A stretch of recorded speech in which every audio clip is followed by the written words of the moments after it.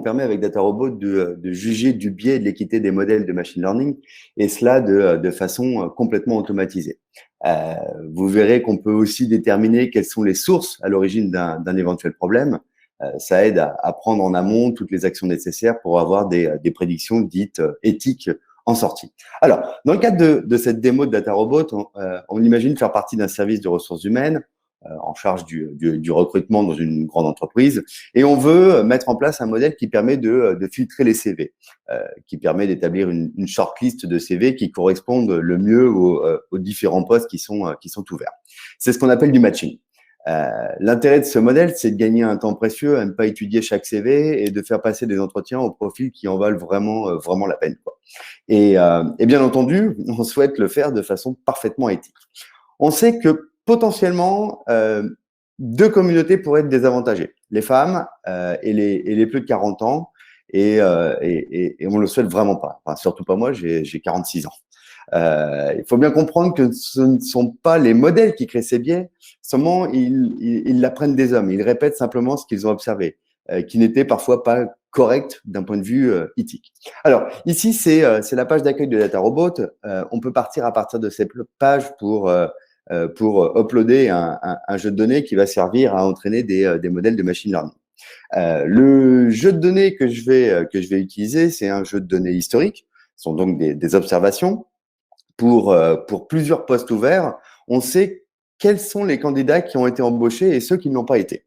Alors, chaque ligne représente un candidat pour un poste, et les colonnes sont les caractéristiques du profil du candidat, mais aussi les caractéristiques du poste. Alors, pour commencer, la variable hired, no ou yes, selon qu'il ait été embauché ou pas, l'âge du candidat, s'il avait plus de 40 ans, s'il souhaitait voyager, la distance qui séparait son domicile du bureau, son éducation avec le nombre d'années d'enseignement, son genre également, s'il s'agit d'un homme ou d'une femme, et s'il a suivi des stages. Et ici, on sait combien il a suivi de stages. Et puis, on a aussi accès à quelques lignes de texte. On verra comment DataRobot intègre ces données. Et ce texte-là, c'était un résumé des motivations du candidat à occuper le rôle en question. Et pour finir, on a ces hobbies qui se trouvent ici. Donc, je vais créer un projet à partir de ce jeu de données. Alors, pour info, j'utilise actuellement notre version Cloud Manager de DataRobot. C'est hébergé chez Amazon AWS à Dublin. C'est ce qu'on appelle notre version SaaS. Mais vous pouvez aussi déployer DataRobot on-prem sur votre propre environnement. Alors, ça va prendre quelques secondes. Voilà. Alors, on retrouve ici toutes les variables du jeu de données. On a accès à leur distribution. Pour les variables numériques, comme ici, eh bien, on a également des caractéristiques statistiques comme la moyenne, l'écart type, la valeur médiane, le max, etc. On retrouve des variables de type catégoriel, numérique, du texte, on l'a vu. Et on pourrait aussi combiner ces données avec des variables de type date ou même des images et aussi des données géospatiales. Alors, dans DataRobot, Mathieu en a parlé, on est guidé. Vous voyez, on me demande de sélectionner la cible, ce que je cherche à prédire. En l'occurrence, demain, je veux déterminer parmi les prochains CV quels sont ceux que je vais recevoir. Enfin, parmi les CV que je vais recevoir, quels sont ceux qui matchent le mieux avec les jobs qui sont ouverts. Donc la cible, c'est hired, embauché ou pas.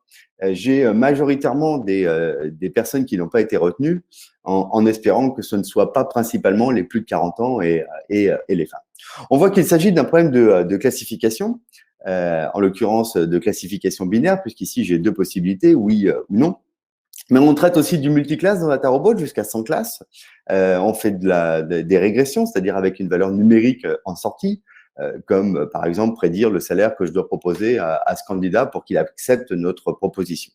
Je veux ensuite aller dans les options avancées, préjugés et équité, et je sélectionne H bracket et gender, qui sont les variables qui contiennent les deux profils de candidats à risque à savoir les femmes et les plus de 40 ans. Alors, la cible qui est favorable, c'est lorsqu'on est recruté. Alors, je vais choisir Yes ici, et c'est alors à moi de déterminer la bonne métrique pour juger du caractère éthique selon mon besoin, selon la problématique que je cherche à résoudre.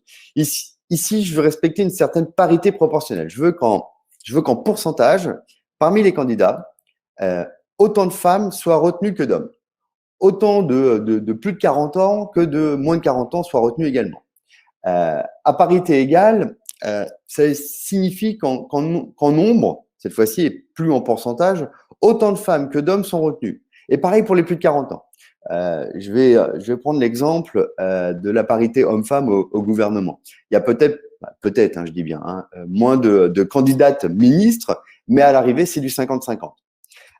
Comme autre métrique, vous savez, le modèle parfait n'existe pas, et on va le voir par la suite. Donc, j'aurais aussi pu vouloir que mon modèle se trompe autant que ce soit le CV d'une femme ou d'un homme ou celui d'une personne qui a plus de 40 ans ou pas.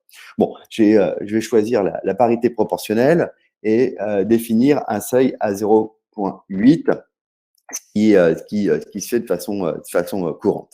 C'est-à-dire qu'en deçà de 0,8, eh bien, mon modèle n'est pas éthique envers une certaine population.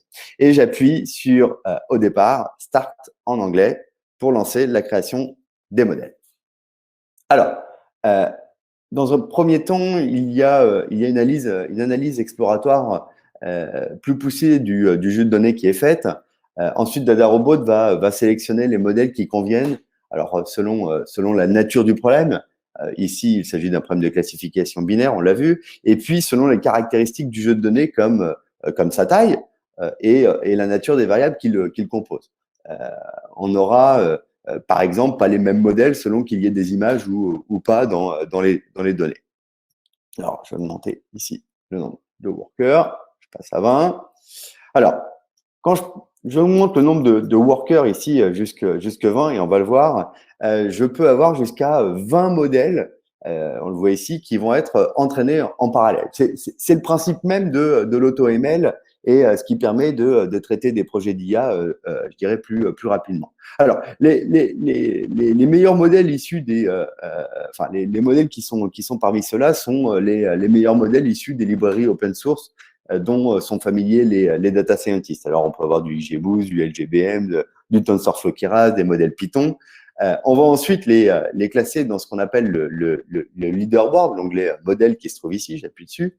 Et c'est comme une compétition où on cherche à déterminer quel est le meilleur modèle pour ce cas d'usage en particulier. Alors, je vous propose de passer sur un projet qui est terminé. On a accès au même classement, au même leaderboard. Juste pour info, pour entraîner 76 modèles, ça a pris un peu moins d'1 heure, alors que si on avait dû le faire avec du code, ça aurait sans doute pris plusieurs jours, je pense. Alors, en haut du classement, on retrouve l'un des modèles les plus performants, enfin celui qui est recommandé pour le déploiement. Ici, il s'agit d'un Random Forest Classifier. Si je clique sur le modèle en question, j'ai accès à la blueprint. Alors, on voit dans la blueprint tous les traitements et l'algorithme qui sont utilisés depuis la donnée d'entrée jusqu'aux prédictions. Être parfaitement transparent sur les composantes du modèle, c'est l'un des fondamentaux de notre solution. Pas d'effet black box, tout est transparent. Maintenant, allons dans l'onglet évaluer et je vais aller dans la courbe ROC ici. Et donc, pour permettre l'évaluation de ce modèle recommandé pour le déploiement, j'ai accès à ce qu'on appelle la matrice de confusion. Je vous l'ai dit, le modèle sans erreur n'existe pas. Les faux positifs, c'est pas très grave. Sans le modèle, on aurait aussi regardé ces CV. Mais finalement, sur 4765 CV, on n'en regarde que 1585, un tiers. Vous voyez l'économie de temps générée grâce à ce modèle de machine learning. Par contre, les faux négatifs, ici, c'est un peu plus ennuyeux. Ça veut dire qu'on est passé à côté de candidats qui faisaient l'affaire pour les postes à pourvoir. D'ailleurs, le modèle a peut-être écarter parmi ces bons profils des personnes de plus de 40 ans ou des femmes. C'est ce qu'on va chercher à savoir. Alors, maintenant, dans l'onglet comprendre, on peut voir ici l'impact des variables. Alors, parmi les deux variables qui nous intéressent, âge bracket et gender, bon, il n'y en a qu'une seule qui se retrouve dans cette liste et plutôt en fin de liste, donc c'est l'une des moins importantes, mais elle apparaît tout de même. Donc, on va aller voir ensuite l'effet des variables. Parmi les variables les plus importantes. On cherche à savoir ici, selon les valeurs de la variable, quel est l'effet sur la cible. Alors, si je regarde Education Level, où il s'agit du nombre d'années d'éducation qu'a suivi le candidat, on voit que plus il a suivi d'années d'éducation, plus il a de chances d'être recruté. Si maintenant je regarde la distance entre son logement et le bureau, plus on s'éloigne, plus la distance est grande et finalement, moins il a de chances d'être recruté. Si maintenant je regarde âge bracket, l'une des variables qui nous intéresse, voilà, ça confirme ce qu'on pensait, c'est-à-dire que en deçà de 40 ans, on a plus de chances d'être recruté que si on a plus de 40 ans. On va essayer de comprendre pourquoi juste après. Enfin, la transparence des modèles, c'est très important pour DataRobot, mais de pouvoir interpréter les modèles les tout autant. C'est une bonne transition pour vous montrer les explications de prédiction. Pour chacune des prédictions qui sont faites, on n'a pas juste un score ou un oui ou un non, mais on a aussi les explications liées à cette prédiction. On peut voir des exemples ici et pour chacune des prédictions qui sont faites, on en a jusque 10 là. C'est quelque chose qui plaît beaucoup à nos clients parce que ça leur donne la possibilité de justifier une décision. Pourquoi ils ont sélectionné ce candidat et pas l'autre? Pourquoi ce crédit est à risque? Pourquoi ce client va churner? Et plein d'autres cas possibles encore. Et on peut, avec DataRobot, générer la documentation du modèle et cela de façon complètement automatisée. Si je vais ici dans Vue, voilà, affiché, vous voyez comme le modèle est documenté. Enfin, faut savoir que dans certains secteurs, comme en assurance ou dans le secteur bancaire, entre autres, pour une IA de confiance, c'est utile de disposer de cette documentation lors d'échanges avec le régulateur. Voilà. Je ferme. Allons maintenant voir l'onglet préjugés et équité pour juger du caractère éthique du modèle. Alors, âge bracket, on voit que ça ne va pas. C'est rouge. Donc, ça signifie qu'on est en dessous du seuil fixé à 0,8. Maintenant, je vais regarder pour les femmes, le genre. Bon, les femmes, ça va. En revanche, c'est bon. Ce modèle ne respecte pas une certaine équité à l'endroit des plus de 40 ans. Proportionnellement, nous ne respectons pas notre engagement. Nous ne recrutons pas suffisamment de personnes de plus de 40 ans. Si je regarde les chiffres en détail, on voit que 40%, voilà, vous voyez le 0,42 là, 40% des personnes qui ont moins de 40 ans sont recrutées.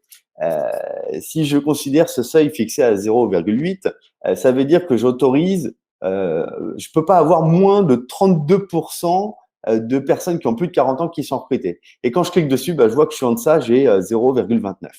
Ça explique pourquoi je considère que mon modèle ne respecte pas le caractère éthique et la métrique que je me suis fixée. Alors, par contre, je soupçonne qu'il y ait de la disparité dans les données entre les plus de 40 ans et ceux qui sont plus jeunes. On va pouvoir le regarder. Alors, ici, sur l'axe des abscisses, on retrouve les variables les plus impactantes sur la droite. En ordonnée, c'est la disparité des variables. On voit en rouge ici cette variable internship. Et si je regarde sur le volet droit, je vois que j'ai la disparité. En bleu ciel, ce sont les plus de 40 ans et en orange, ce sont les moins de 40 ans. On voit que les plus de 40 ans ont majoritairement soit ont suivi soit 0 ou un seul stage. alors que les moins de 40 ans, bah, principalement entre 1 et 4. Typique, enfin, voilà, on voit qu'il y a beaucoup plus de moins de 40 ans qui ont suivi 4 stages. Mais finalement, enfin, cela s'explique parce que passer 40 ans dans son CV, on relate davantage de ses dernières expériences professionnelles plutôt que des stages qui datent un peu et qui, bien souvent, présentent moins d'intérêt selon le poste pour lequel on candidate.